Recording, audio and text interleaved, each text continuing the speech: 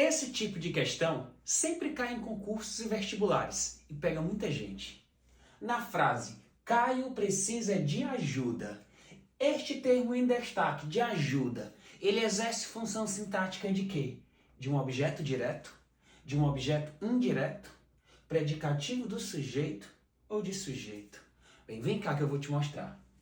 O primeiro passo é identificar a transitividade do verbo. O verbo em questão é o verbo precisar. O verbo precisar, ele tem que transitividade? Direto ou indireto? Bem, o verbo precisar, ele é classificado como verbo transitivo indireto. Por quê, professor? Porque ele vem acompanhado de uma preposição. Toda vez que você vir um verbo acompanhado de uma preposição, este verbo é um verbo transitivo e indireto. E verbos transitivos e indiretos, eles pedem um complemento. Se eu disser, Caio precisa, aí vem a pergunta, de quê? Porque quem precisa, precisa de alguma coisa. Por isso que o verbo precisar é classificado como verbo transitivo indireto. E a resposta que você dá ao verbo é exatamente o complemento.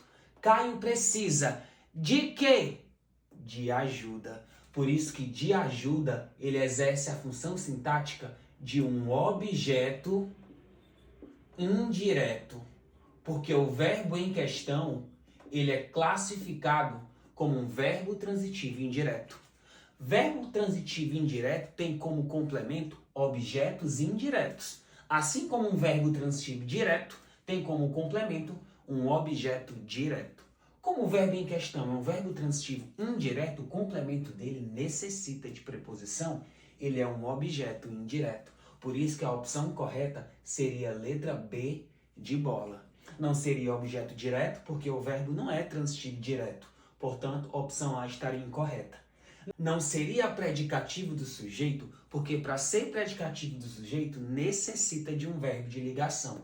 E o verbo precisar não é um verbo de ligação.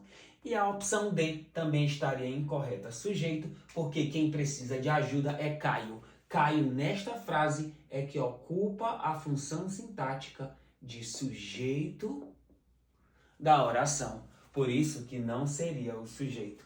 Restando apenas a opção B, objeto indireto. Interessante, né? Gostou da dica?